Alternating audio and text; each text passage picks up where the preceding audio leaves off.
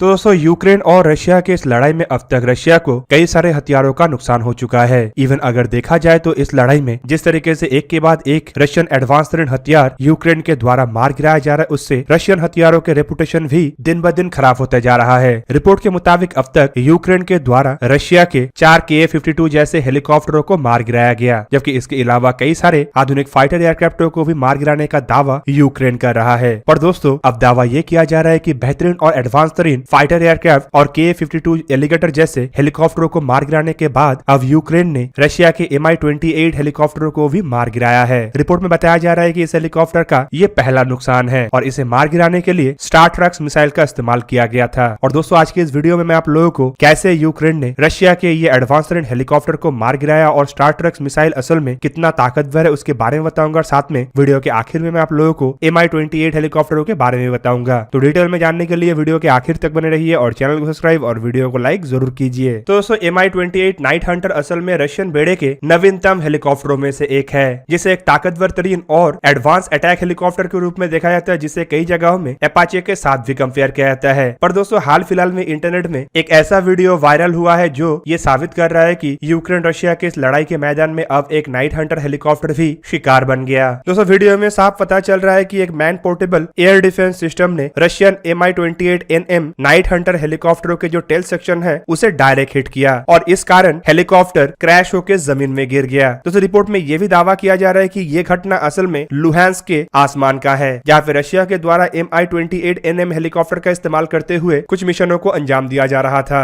दोस्तों वीडियो के पहले झलक में यह भी दिखाई दे रहा है कि हेलीकॉप्टर के द्वारा बैलिस्टिक रॉकेट लॉन्चिंग टैक्टिक्स को अपनाया जा रहा है ताकि ये एक मैन्यूवर करते हुए मिसाइल से अपने आप को बचा सके। पर हेलीकॉप्टर के बहुत प्रयास के बावजूद भी वो अपने आप को मिसाइल से सिक्योर नहीं कर पाया और आखिरकार मिसाइल आके हेलीकॉप्टर के टेल सेक्शन में हिट हुआ, जिससे हेलीकॉप्टर के पूरा का पूरा टेल सेक्शन ही हेलीकॉप्टर से अलग हो गया। दूसरी तरफ रिपोर्टों में यह भी दावा किया जा रहा है कि हेलीकॉप्टर के क्रू मतलब हेलीकॉप्टर के पायलट और गनर दोनों ही इस क्रैश को सर्वाइव कर पाए और दोनों ही सुरक्षित है। जबकि दोस्तों इस कार्रवाई के पीछे कौन सा मिसाइल इस्तेमाल किया गया है इसका तो पक्का कोई जानकारी नहीं मिल रहा है, लेकिन वीडियो को देखते हुए यूके के मिनिस्ट्री ऑफ डिफेंस का ये मानना है कि ये जो हेलीकॉप्टर को निशाना बनाया गया इसमें यूके के स्टारट्रक्स मिसाइल का इस्तेमाल हुआ होगा, जो कि लगभग एक हफ्ते से यूक्रेन के लड़ाई के मैदान में यूक्रेनियन डिफेंस फोर्सेस के द्वारा इस्तेमाल किया जा रहा है। दोस्तों यहाँ पे जो स्टारट्रक मिसाइल का बात कहा जा रहा है ये असल में यूनाइटेड किंगडम के बेड़े में स्थित सबसे ताकतवर man portable surface to air missile है। स्टारट्रक्स मिसाइल में हाई वेलोसिटी प्रोजेक्टाइल होता है जिसमें 3 अलग अलग डार्ट्स होता है और इसी कारण से एक्सपर्टों का मानना है कि जिस तरीके से मिसाइल के हिट से हेलीकॉप्टर के पूरा का पूरा टेल सेक्शन ही हेलीकॉप्टर के फ्यूसलाज से अलग हो गया, संभावित यह स्टारट्रक्स मिसाइल का ही कारनामा है, क्योंकि इस मिसाइल के पास इस तरीके के डिस्ट्रक्शन का कैपेबिलिटी है। दोस्तों स्टारट्रक्स मिसाइलों को किसी भी अन्य short range air defence system या फिर कहे तो मैन पोर्टेबल एयर डिफेंस सिस्टमों से काफी अलग माना जाता है। बेसिकली इन मिसाइलों में कई तरीके के यूनिक फीचर्स है और मिसाइलों के डेवलपर थेल्स के मुताबिक इसे ऐसे डिजाइन और डेवलप किया गया है कि इसका पहला काम है एंगेज करना। इवन इसे इस तरीके से बनाया गया है कि हैवी आर्मर्ड प्रोटेक्शन को भी भेज सकता है। दूसरी तरफ कम से कम समय के अंदर इसे तेज रफ्तार से टारगेट तक पहुंचने के लिए भी बनाया गया है और इसे इतना हल्का रखा गया है कि इसे इंसान के द्वारा कंधे पे उठा के फायर किया जा सके और इस वजह से इस तरीके के मिसाइलों को अर्बन वॉरफेयर में सबसे बेहतरीन मिसाइल भी कहा जा सकता है। और दोस्तों इसमें 3 टंगस्टन का डार्ट्स होता है जिसे कैरियर के द्वारा कैरी किया जाता है और ये जो कैरियर है ये एक रॉकेट मोटर से लैस होता है। इवन इन डार्ट्स का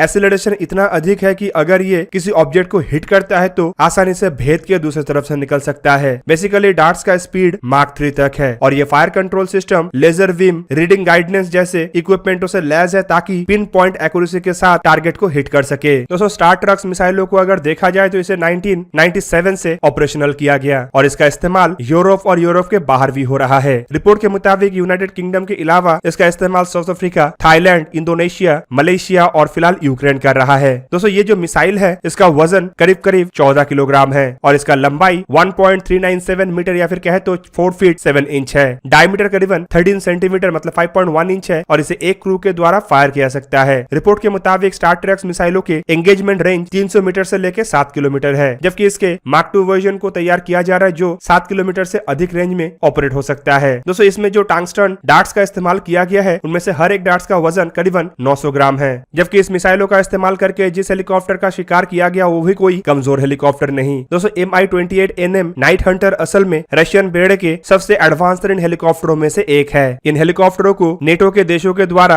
हैवेक मतलब प्रलय का नाम दिया गया है और इसमें इतना अत्याधुनिक सेंसर्स और इक्विपमेंटों का इस्तेमाल किया गया है कि ये रात में भी दिन के जैसे बेहतरीन तरीके से मिशन को अंजाम दे सकता है। दोस्तों MI-28 के NM वर्जन का जो सबसे नवीनतम इक्विपमेंट है वो है इसका रडार, जिसे कि पहले एक्सपोर्ट वेरिएंट में इस्तेमाल किया जाता था। रिपोर्ट के मुताबिक इसमें N025E रडार का इस्तेमाल किया गया है, जो कि हेलीकॉप्टर के रोटेटर के ऊपर एंटेना के रूप में स्थापित किया गया है, जो दूर से देखने पे एक घंटी के जैसे दिखता है। दोस्तों ये जो एंटेना है ये असल में रिसीविंग और ट्रांसमिशन के लिए इस्तेमाल होता है। और दोस्तों इस एंटेना को रेडियो परमेएबल मटेरियल से डिजाइन किया गया है ताकि ये बैटलफील्ड टेरेन के एक्चुअल व्यू को कलेक्ट कर सके और साथ ही साथ इसके रिसीविंग रफ्तार और ट्रांसमिशन रफ्तार भी अधिक हो। इवन दोस्तों इस तरीके के अरेंजमेंट के कारण बताया जाता है कि इम्पॉसिबल जैसे टेरेन में भी ये एंटेना के बदौलत ये जो हेलीकॉप्टर है ये संपूर्ण नजर रख सकता है और इसी कारण इन हेलीकॉप्टरों को दिन में और रात में हर समय जहाँ पे इस्तेमाल किया सकता है तो वहीं पे दोनों ही सिचुएशन में ये हेलीकॉप्टर लगभग एक ही जैसे काम कर सकता है। दोस्तों MI-28 NM हेलीकॉप्टरों को अगर देखा जाए तो ये MI-28 सीरीज के सबसे नवीनतम हेलीकॉप्टर है। वैसे तो MI-28 सीरीज हेलीकॉप्टरों का फर्स्ट फ्लाइट सोवियत यूनियन के जमाने में 10 नवंबर 1982 में अपना फर्स्ट फ्लाइट किया था, जबकि इसे सर्विस में हाल फिलहाल में ही मतलब 15 अक्टूबर 2009 में लाया गया। अब तक रिपोर्ट के मुताबिक रशिया की तरफ से 126 ऐसे हेलीकॉप्टरों का निर्माण किया गया है, जिसका इस्तेमाल रशिया के अलावा अल्जेरिया और इराक कर रहा है। दोस्तों ये जो हेलीकॉप्टर है ये असल में 2 क्रू मेंबर से ऑपरेट होता है और इसकी लंबाई करीबन 17.01 मीटर मतलब 55 फीट 1 इंच है, वो भी बिना रोटेटर का, जबकि इसका विंग स्पैन करीबन 4.88 मीटर मतलब 16 फीट है और इसका हाइट 3.82 मीटर मतलब 12 फीट 6 इंच है। हेलीकॉप्टर का एम्प्टी वेट करीबन 8,590 किलोग्राम है और ग्रॉस वेट करीबन 10,700 किलोग्राम है, जबकि maximum take off weight 11,500 kilogram है। मतलब ये काफी हैवी वजन का हेलीकॉप्टर है। हेलीकॉप्टर के पास 1,337 किलोग्राम के इंटरनल फ्यूल कैपेसिटी और 445 किलोग्राम के एक्सटर्नल फ्यूल कैनिंग कैपेसिटी है। इसमें 2 क्लिमोव TV3117 टर्बोशाफ्ट इंजन का इस्तेमाल किया गया है, जिनमें से हर एक इंजन का क्षमता 1636 किलोवाट या फिर कहे तो 2194 हॉर्स पावर है। दोस्तों हेलीकॉप्टर के मेन रोटेटर का डायमीटर करीब 17.2 मीटर मतलब 56 फीट 5 इंच है, जबकि इसका एरिया 232.35 मीटर स्क्वायर या फिर कहे तो 2501 स्क्वायर फीट के आसपास है। हेलीकॉप्टर के अगर परफॉर्मेंस को देखा जाए तो इसका maximum speed 320 kilometre per hour है, जबकि cruiser speed 270 kilometre per hour है। इसका रेंज 435 किलोमीटर है और कॉम्बैट रेंज करीबन 200 किलोमीटर है, जबकि इसके फेरी रेंज मतलब ड्रॉप टैंक के सहारे कंटिन्यू उड़ने का क्षमता करीबन 1100 किलोमीटर का है और ये 2 घंटा तक लगातार उड़ान भर सकता है। हेलीकॉप्टर के अगर सर्विस सीलिंग को देखा जाए मतलब ऊंचाई में जाने का क्षमता को देखा जाए तो ये करीबन 5,700 मीटर मतलब 18,700 फीट के आसपास है और इसके रेट ऑफ क्लाइम 13.6 मीटर पर सेकंड या फिर कहे तो 2680 फीट पर मिनट है। दोस्तों हथियार के रूप में इसमें एक चिन माउंटेड 30 मिलीमीटर के कैनन का इस्तेमाल किया गया है, जिसमें 250 राउंड रहता है और ये प्लस माइनस 110 डिग्री तक हॉरिजॉन्टली घूम के फायर कर सकता है। जबकि इसके अलावा इसके 2 सबविंग्स के नीचे 2 फेलॉन्स है, मतलब टोटल 4 ऐसे हार्ड पॉइंट है जिसमें bombs, rocket, missile, gun pot को कैरी किया सकता है। ये जो हेलीकॉप्टर है ये अटैक V